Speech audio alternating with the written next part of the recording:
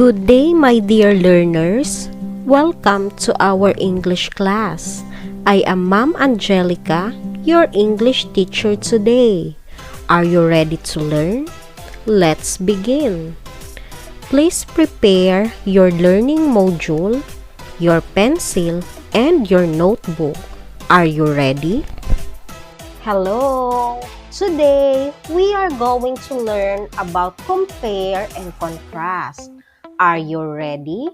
At the end of this learning activity, learners will be able to compare and contrast information in a selection read. What does it mean to compare and contrast? Compare means to tell what is alike or the same between two things. Contrast means to tell what is different between two things. I can compare and contrast using a Venn diagram. A Venn diagram is a graphic organizer that has two circles that overlap. The middle tells what is alike, and the sides tells us what is different. Authors often compare and contrast between things within a story or text. They use keywords to show how things are alike or different. Read the story about the ant and the grasshopper and answer the questions that follow. The ant and the grasshopper. One summer day, a grasshopper was hopping, chirping, and singing to its heart's content. He met the ant. The ant was carrying food to their home under the ground. "Good day," said the grasshopper. "Isn't it a fine day? Why not come and chat with me?" said the grasshopper. "Instead of toiling and moiling in that way, I am helping to lay up food for the winter," said the ant, "and I recommend you to do the same." "Why bother about winter?" said the grasshopper. "We have got plenty of food at present." But the ant went on its way and continued its toil. The grasshopper laughed at the ant. When the winter came, the grasshopper had no food and found itself dying of hunger. While under the ground, the ant was happy and warm. She had all the food that she needed. The grasshopper went to the ant and asked for some food. "Oh no," said the ant. "You sang all summer, so in the winter you'll starve." Then the grasshopper knew it is best to prepare for days of need. You'll be given 20 seconds to answer the following questions. What attitude does the grasshopper possess? How about the ant? Why do you think that we need to focus first on our work before playing or before doing anything else? Why did the grasshopper show up and humbly beg for a bite to eat? Why was the ant disappointed with the grasshopper? If you are the grasshopper, are you just going to play or do nothing during your extra time? Why or why not? Who would you like to be? The grasshopper or the ant? Why? Why not? What lesson have you learned from the story?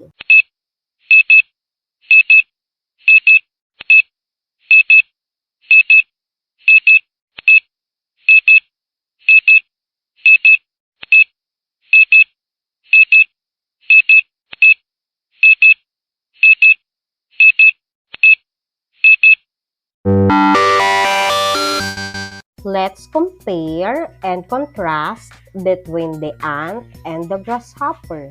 Some keywords that are used to compare are same, also, like, both, alike, similar, similarly, or as well as. An example would be both the ant and the grasshopper are insects. Some keywords to contrast are different, difference, but, unlike, although, however, while, and on the other hand. For example, the ant is hardworking while the grasshopper is lazy. Try using some of these keywords in your writing when you are comparing or contrasting between two things. Let's have our activity. For practice task number 1, read the passage 3 times and color the star each time you read. Compare and underline the similarities with your blue crayon. Contrast and underline the differences with your red crayon. Then, draw and color the pictures of Buster and Sam using the information you have read in the text.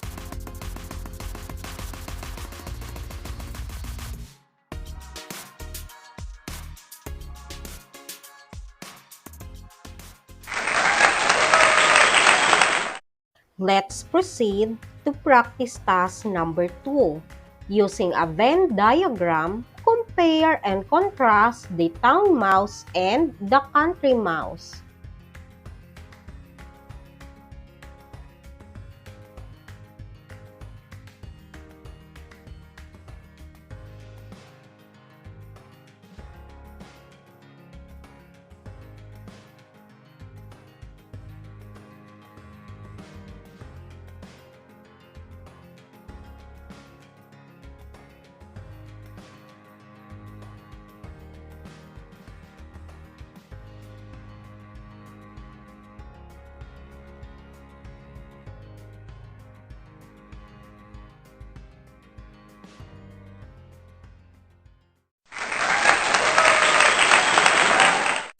What have you learned today, class? Do you now understand how to compare and contrast between two things? Can you give examples of keywords to use when comparing and keywords to use when contrasting? Let's proceed to the performance task. The output to be submitted is to read the short story about Kim and Carl. Compare and contrast them using the Venn diagram. Soccer girls. Kim and Carl are girls on the same team.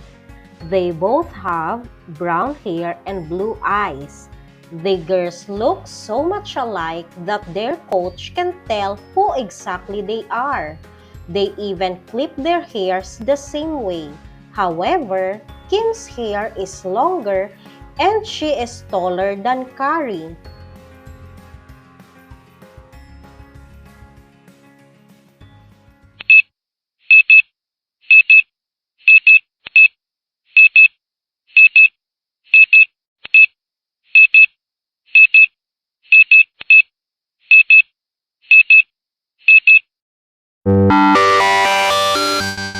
Thank you for listening, kids. Bye!